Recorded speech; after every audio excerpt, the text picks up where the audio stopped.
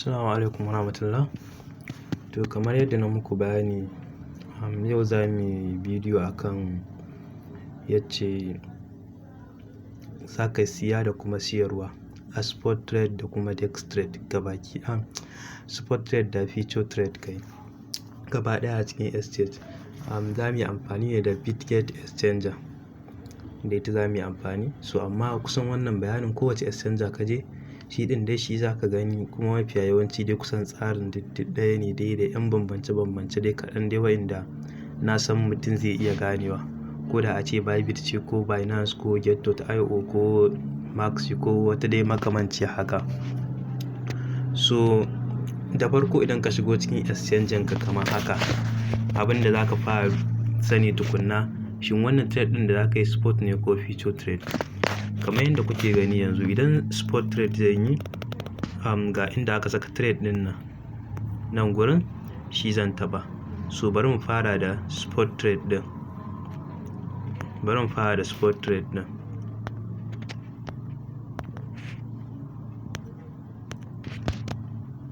Kamar yadda kuke gani, so zan taɓa gurin da aka saka trade ɗin kamar haka. To na taɓa shi, na taɓa inda aka saka trade. So kamar yadda kuke gani yanzu, tun na taɓa gurin, abin da zan yi na gaba shine buy zan yi ko sell. Kamar yadda kuke gani a saman nan akwai buy, sannan ga buy, sannan nan kuma ga sell. Buy siya, sell siyarwa. So yanzu abin da zan yi na gaba, misali idan a misali price na akwai limit ne, misali kamar nan da aka saka market. So in na siya a haka a yadda yake a market ɗin nan, idan na siye shi a haka ko kuma na siyar da shi a haka, to hakan na nufin na siyar da shi a price ɗin da yake a yanzu haka ɗin nan. Kun fahimce ni? Na siyar da shi a price ɗin da yake a yanzu haka, a yanzu haka na siyar da shi a haka. Idan kuma akwai price ɗin da nake tunanin cewa za a je kafin na siya ko kuma kafin na siyar, to zan taɓa gurin, zan taɓa shi gurin da aka saka market ɗin. In na taɓa kan market ɗin, kun gani ya bani limit, ga advance limit, ga market, ga trigger, ga sunan dai dai ga sunan a jere. So idan ina da limit, idan ina da limit, to zan taɓa gurin limit. Idan na taɓa gurin limit, to hakan na nufin kenan cewa ina da limit inda nake so na siya. Idan akwai limit kenan a jikin trade ɗin da nake so na yi, na gama analysis ɗina, na ce token ɗin nan idan ya zo nan gurin zan siye shi, misali kenan. So sai tunda yanzu na taɓa limit, ga yanan ya kawo min wani abu wanda da babu shi a sanda muna price nan gurin. Kun gan shi ko? Price USDT ga nan 0.12677. So ai da babu shi da muna market. To tunda mun saka limit, to za mu zaɓi a ina muke so mu siya. Misali sai muka taɓa shi haka, da mun riga mun lissafa inda muke so mu siya. Muna so mu siye shi idan ya kai 0.1185 kamar haka dai a misali. Yanzu gashi na saka, ina so idan ya zo nan gurin, idan token ɗin nan ya dawo nan gurin, to a siyan min shi. Kun fahimce ni? Idan token ɗin nan ya dawo nan gurin, to a siyan min shi a wannan price ɗin nake so a siyan min shi. So sai kuma abu na gaba da zan yi shine, sai na zo nan gurin, gurin da aka saka quantity ɗin nan.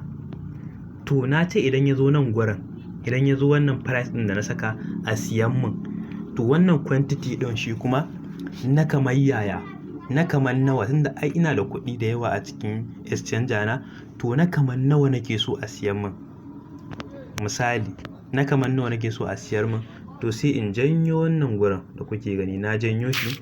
So ya ce min 25% kamar nan kuma 50% nake so na abin da yake a cikin wannan ɗina. Nan ga dai shi nan dai duka dai zan iya jan shi ma, in gabaki ɗaya kuɗina nake so a siya min, zan ja 100%, alamun duka kuɗin da yake cikin exchanger ta da shi nake so a min amfani a siyar min idan price ɗin nan ya zo wancan gurin na 0.1185. Ina fatan ana fahimta ta. So to dama ina da take profit dina da SL dina, stop loss dina.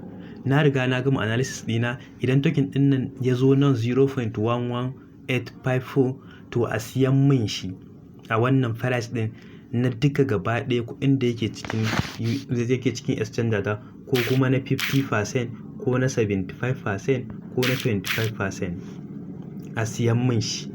Idan ya zo wannan gurin a siyan min na 25, ina da dala 10 ne, na sa 25%, kaga kenan za a siyan min na dala 2.5 ko. Idan kuma na saka 50% za a siyan min na dala 5. Idan na saka 75%, hakan yana nufin za a siyan min na dala 7.5.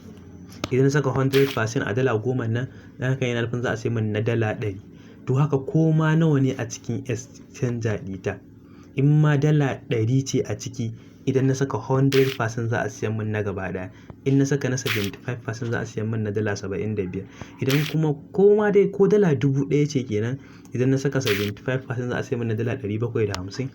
Haka dai koma dai nawa ce a ciki, za ka zaɓi irin yadda kake so a siyan maka. Ina fatan kun fahimce ni. So sai abu na gaba, bayan mun duba duka waɗannan abubuwan, so sai wannan inda aka saka nan TP and SL ɗin nan, inda za mu je mu saka take profit ɗinmu da kuma stop loss ɗinmu a gurin da za mu saka kenan. So saboda haka yanzu sai mu ɗan taɓa wannan ɗan alamar ta kusa da shi, kun ganta inda na ɗan yi taking ɗin nan, to sai mu ɗan taɓa shi. Idan muka taɓa shi, kun ga ya buɗe mana. To tun da ya buɗe mana, kuma mun riga da mun gama analysis ɗin mu cewa idan token ɗin ne ya dawo 0.1185 a siyan mana shi. Sannan riban mu idan ya dawo 0. Misali tunda muna expecting za a yi sama, to a riban mu idan ya dawo 0. Misali ya dawo 0.15 tunda mun sai a 0.11, to idan ya dawo 0.15, to dama nan muke expecting ko kuma nan muke hasashen cewa kasuwa za ta je, saboda haka a siyan mana shi a gurin. Ina fatan ana fahimta ta. So kenan kun ga anan gurin ya nuna mana cewa wannan idan aka zo gurin aka siyan mana, mun samu 26% na abin da muka saka. Ko nawa muka saka, mun samu 26%. Ina fata an fahimce ni.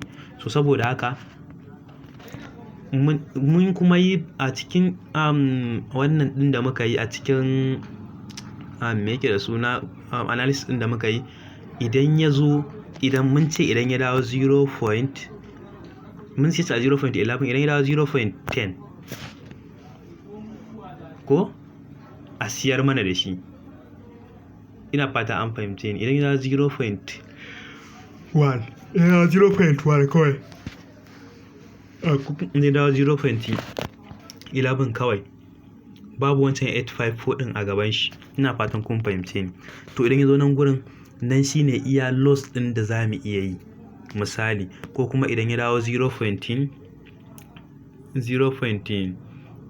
ɗin kawai, kenan kaga anan ya ce mana idan ya dawo gurin mun yi loss ɗin 15% na abin da muka saka.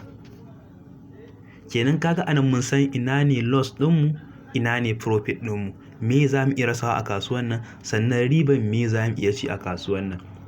Yanzu da zarar ya zo an mana minus 15% ɗin nan, to za a cire mu a kasuwa. Kun ga kenan sauran in mun saka dala 10 ne mun shiga kasuwa, 15%, kaga kenan mun yi asarar dala 1.5. Kaga an takaita mana asara mutum da mun riga mun seta. Amma idan da a ce ba mu seta ba, to zai zama za a yi ta yin ƙasa ne, ila har a zo gabaki ɗaya dala 10 nan da muka saka duka ta zo ta tafi a banza a wofi ta ƙare. Ina fatan kun fahimce ni. Wannan shine amfanin saka take profit da stop loss. Shi kuma take profit muna hasashen idan kasuwa ta je 0.15 ɗin nan da na saka a gurin TP nan gurin, saboda kada wannan gurin shine dama take profit ɗinmu, riban mu inda muke so ta je. To muna tunanin cewa idan kasuwa ta zo nan gurin, za ta iya juyowa ta dawo ƙasa, ko kuma tana ɗan gota nan gurin, za ta iya juyowa ta dawo ƙasa. To saboda haka za ta iya bin ba ma kusa, ƙila wayan ma ba ta hannunmu, ko mun sa caji, ko muna da wani uzurin da ba ta hannunmu. So saboda haka yanzu tun da ba ta hannunmu ba wai yana nufin ko idan mun shiga trade shikenan ko za mu je mu ta dubawa mu ta wannan mu hana kanmu sukuni ba, a'a idan muka riga muka saita duka abubuwan da za mu yi, mun san stop loss ɗinmu inda yake, mun san take profit ɗinmu inda yake. So gudun kada a je take profit ɗinmu mu muna can ba ma kusa da wayan, har a je a juyo a yi kwana kuma a dawo kuma har a cinye ribar da muka samu kuma har a zo a ci maƙila uwar kuɗinmu. To saboda haka shi yasa muka saita take profit. Shi kuma SL kada a zo a yi ta cinye kuɗinmu a yi ta cinyewa har mu zo mu ga ba komai an cinye kuɗin tas, ƙila ka sa dala 10 ta dawo dala 1. So gudun haka yasa sai muka saita stop loss ɗinmu a 0.1 kenan zai mana minus 15%. Mun san meye minus ɗinmu ko ba haka ba, mun riga mun san menene minus ɗinmu. So don haka yanzu tunda mun riga mun san meye minus ɗinmu, kenan hankalinmu ba zai tashi ba idan muka shiga trade mu ta tunanin cewa yanzu kuɗinmu za su ƙare ko wani abu makamancin haka. Ina fatan kowa ya fahimci inda bayanin nawa ya dosa. So saboda haka mun riga mun saita komai, ko sai mu taɓa wannan buy ɗin. Tunda mun riga mun saita komai sai mu taɓa wannan buy ɗin, buy,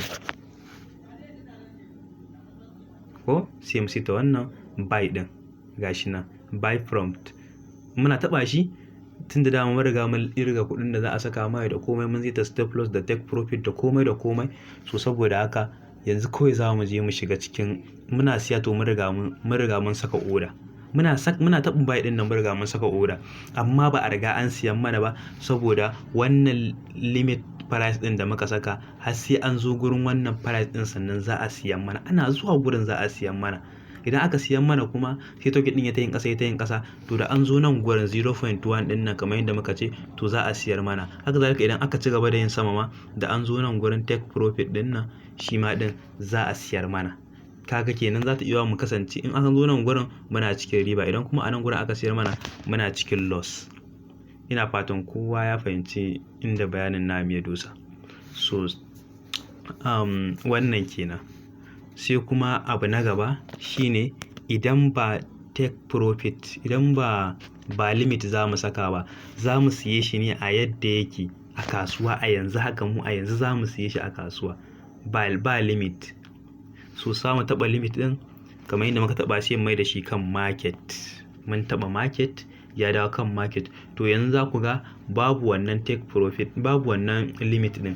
Saboda haka yanzu abin da za mu duba shine kawai shine wa'innan abubuwan nan gurin adadin abin da muke so mu siya, amma waɗanda muke so mu siya kamar yadda muku bayani ɗazu, za mu iya jan shi yadda muke so ko kuma mu rubuta adadin abin da muke so mu siya. Mu taɓa order value ɗin nan sai mu rubuta irin 5 USDT muke so mu siya ko dai wani abu makamancin haka. Amma za mu iya janyo shi haka mu ja adadin in duka muke so, duka kuɗin da mu za mu siya za mu ja shi gabaki ɗayan shi haka, dukan shi za mu ja shi. Kowa ya fahimce ni. So wannan kenan. Sannan shi ma ɗin na muka lura ga gurin TP da SL za mu saka, za mu ɗan taɓa shi haka.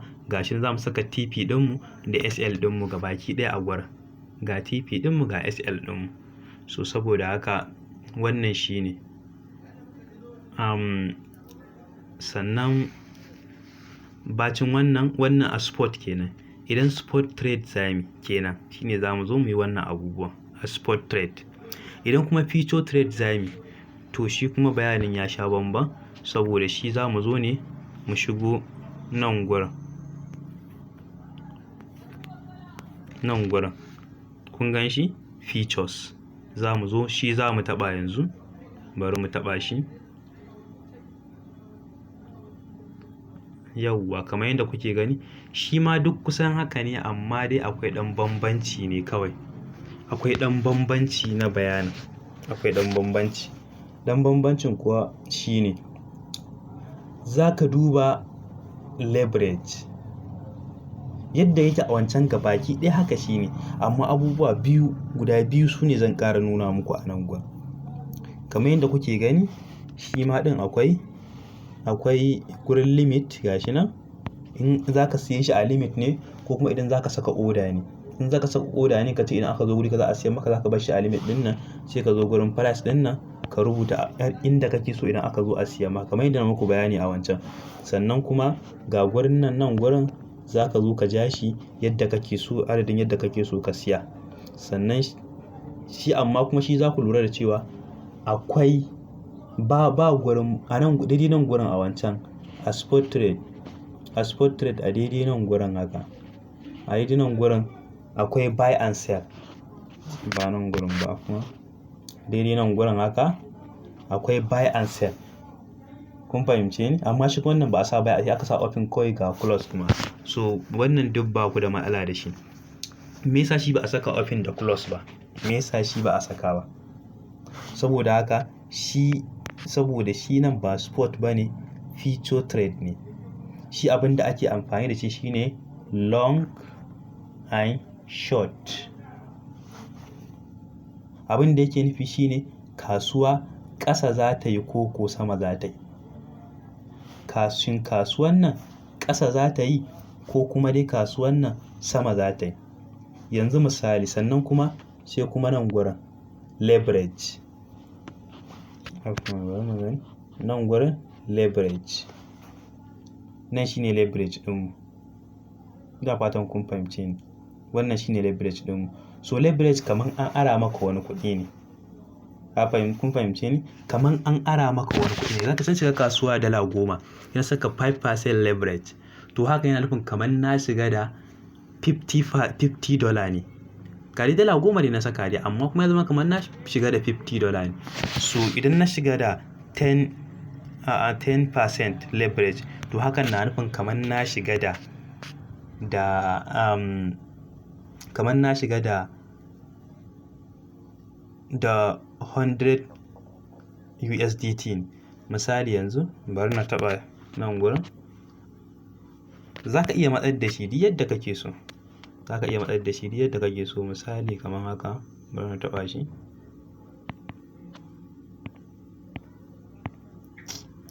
To taɓawan ma ya zama aiki. Kamar network ne nan nake tunani. Za ka iya canza shi kamar da shi ko 20% ne ko 10% haka, kun gani? Sai ka taɓa confirm. So amma a matsayinka na wanda kai ba wai wannan kwarewa kai ba sosai, saboda kawai ka bar shi a ko 5% ne haka. Misali market, na mai da shi market, yanzu zan ja nan gurin. Don saboda ina expecting ɗin kasuwa za ta tashi sama ne. Saboda haka yanzu wannan long ɗin shi zan taɓa saboda ina expecting kasuwa za ta tashi sama. Kun fahimce ni? Saboda haka yanzu na riga duka kuɗina nake so na siya, kuma da 10% leverage sai na taɓa open long ɗin nan. Kamar yadda kuke gani yanzu haka.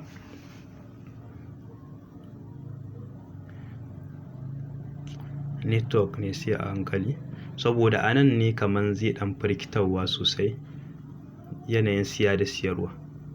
Saboda yanzu ina expecting kasuwa za ta yi sama ne. Shine abin da ya saka na taɓa long. Long yana nuna kasuwa za ta tashi sama. Za ta tafi sama kasuwa.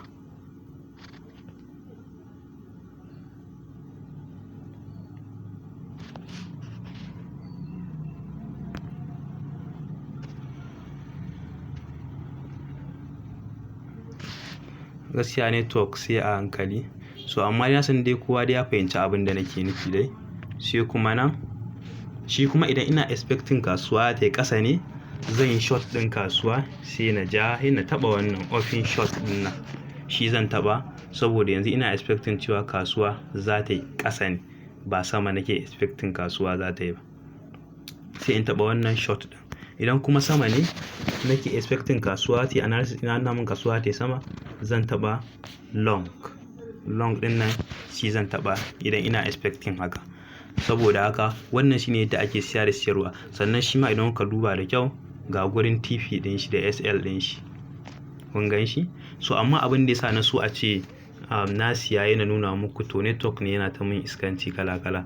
Saboda idan bayan ka zo kawai ka ja nan gurin iya adadin yadda kake so, nan ka tabbatar a market yake, sannan idan long za ka yi ma dai gashi nan, in ma dai short za ka yi ma dai gashi nan, ka san wanda za ka yi. Za ta iya kana zuwa kana tabbatarwa a market yake, dama ka siye shi a market ne, nan kuma za ka siye shi a, ka sa adadin percentage ɗin da kake so. Ko da a ce baka taɓa wannan TP ɗin ba, a misali sai ka taɓa long ɗin, da ka taɓa long ɗin, so ka yi long ɗin kasuwa, ka yi buy ɗin kasuwa. To saboda haka a daidai nan gurin zai nuna maka position ɗin da ka buɗe. In ka duba nan gurin ga gun position, nan ga order, nan idan ka yi order kenan ba a riga an ɗauki order taka ba, shine za ka gan shi. Misali yanzu idan ka yi order ba a riga an ɗauki order ba, za ka gan shi a nan. Idan kuma aka ɗauki order, za ka gan shi a nan gurin yana reading a nan. Kun fahimce ni? Za ka dawo da shi nan gurin, in ka dawo da shi nan gurin, ka taɓa nan gurin, to za ka gan shi yana reading a nan gurin. Ko order nawa ka saka, za ka yi ta ganin sa haka a jere har ƙasa, za ka yi ta ganin sa a jere. To a nan gurin za ka ga inda aka saka a daidai ɗan ƙasan, in ka gan shi a haka misali yana a haka, to ga order ka nan, kana ganin percentage ɗin da kake losing ko kuma kake profit, nan kana ganin adadin abin da kake samu a USDT. To a daga nan ƙasa za ka ga gurin da aka rubuta TP/SL, da ka taɓa gurin, to zai kawo maka inda za ka saita take profit ɗinka daga baki ɗaya komai naka. Na san dai duka wannan bayanin da nayi kowa zai fahimta. So wannan shine yadda ake siya da siyarwa a cikin a future trade da kuma spot trade. Future trade da kuma spot trade, wannan kenan, haka ake siya da kuma siyarwa a ciki. Sai mun haɗu a bidiyo na gaba, za mu yi bayani akan yadda kuma ake siya da siyarwa akan DEX. Shi kuma wannan akan DEX za mu yi bayani akan yadda ake siya da siyarwa. Sannan kuma bacin haka, idan kana so ka ga chart ɗinka, misali ka shigo haka, kana so ka ga chart ɗin trade ɗin da kake so ka shiga, ga wannan ɗan gurin, ɗan alamar candle ɗin nan, shi kawai za ka taɓa. Da zarar ka taɓa shi, to direct take yanke zai shiga ya nuna maka chart ɗinka, chart ɗin da kake, ka gani a nan gurin zai nuna maka chart ɗinka. So network ne yake, yawa kun gan shi ko, ga chart ɗinmu ya fito. In za ka ƙara wani ɗan analysis ɗinka ne ma dai, ga dai shi nan za ka ga chart ɗinka ya fito. Wannan shine ƙarshen bidiyon namu. Sai dai mu haɗu a bidiyo na gaba akan yadda za ka siya da siyarwa akan DEX trade. Wassalam.